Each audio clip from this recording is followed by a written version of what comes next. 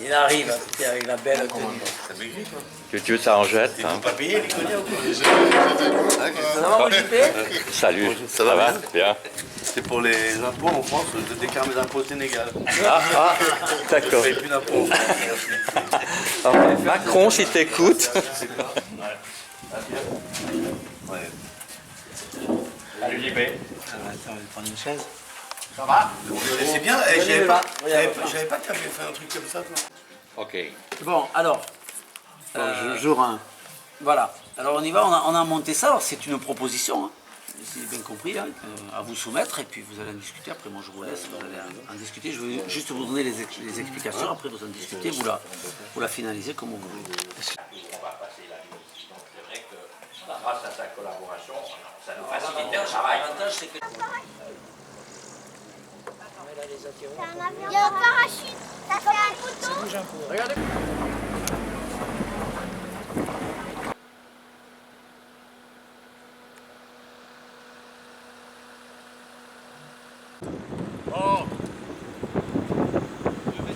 Alors, Premier vol en patrouille.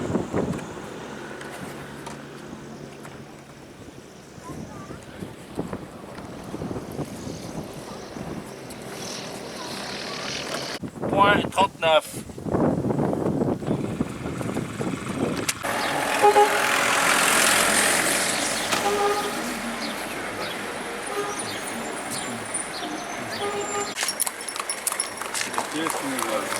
Non, il a chié du pain là. Il attendait.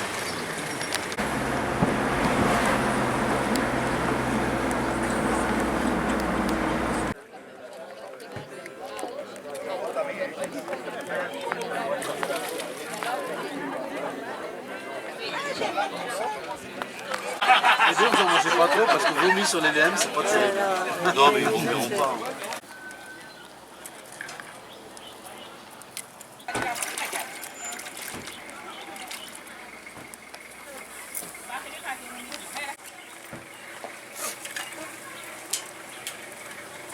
On était en attente. On va juste parler un peu concernant les contacts radio, quand même que tout le monde soit clair sur ce qu'on va faire, malgré qu'il y a un leader, décider qui sera le leader, et puis surtout les procédures d'écartement lorsqu'on est en attente. Donc, pour le vol d'information, moi je vais vous donner des informations donc, théoriques, mais il faudrait faire un petit vol peut-être de même pour le mettre en pratique. Donc, on est en VFR, il faut voir et éviter. Et pour suivre quelqu'un, il faut le voir. Si on ne le voit plus, on ne peut plus le suivre. Il y a un risque de collision, forcément. S'il est au-dessus de l'aile ou s'il est pile poil au-dessous, il y a des angles où on ne peut pas voir. Donc il y a une petite règle qui est très simple, c'est que chaque appareil a son leader devant. Alors le premier des appareils, il est ici, c'est le leader. Le deuxième, et la priorité, il accroche le deuxième, qui accroche le troisième, et etc. Et si on veut que ça se passe bien, il faut conserver cette hiérarchie. c'est ce qu'on a fait aujourd'hui. Voilà. Tout à fait.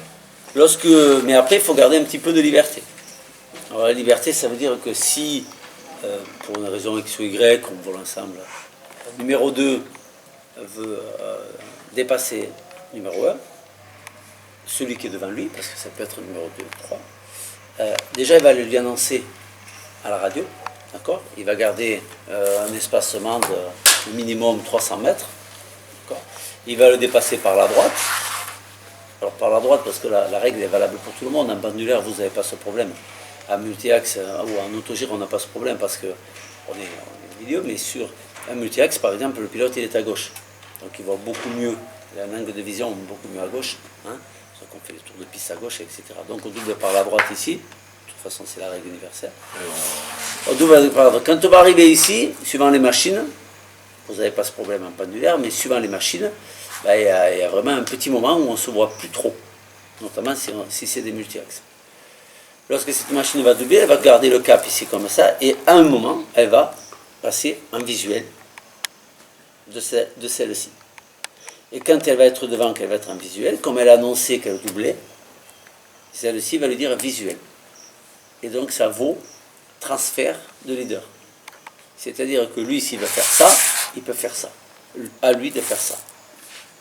Celui qui est devant a tous les droits. Bien sûr, il ne faut pas qu'il en abuse. Hein. Il ne faut pas qu'il te fasse 2 virages à l'équerre devant ta trajectoire. Hein? Voilà, ça c'est... Bon, ça, c'est ça qu'il semble faire. Hein.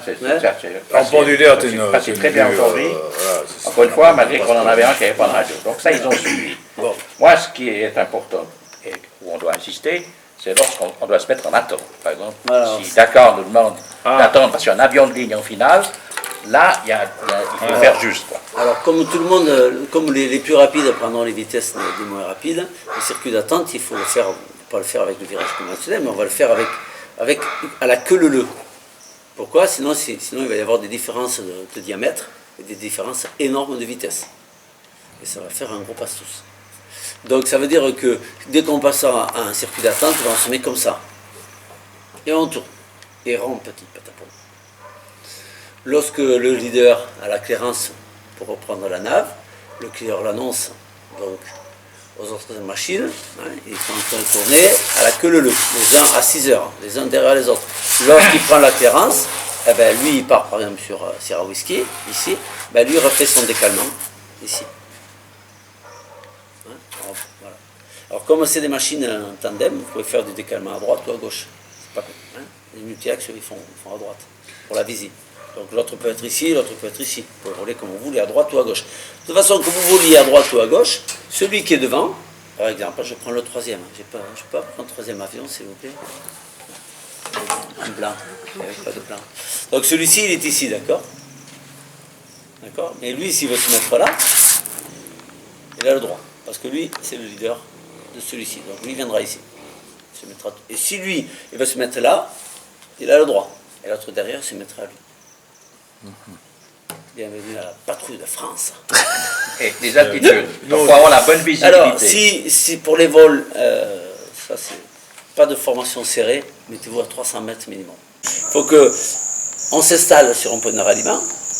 On essaie d'abord, s'il y a quelque chose de très caractéristique, le perdu, de lui dire est-ce que tu vois ça? Ben, viens au vertical. Viens vertical.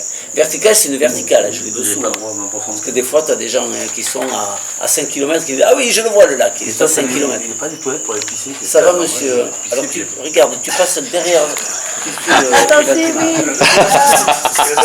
Là, le photo là. Là, Les espacements. Ouais. La rigueur sur les espacements, parce que te cartonner en l'air, c'est pas très très bon. Surtout que le Giro n'a pas de parachute. Oui, pensez à nous. On a qu'un bout de ferraille qui nous tombe dessus.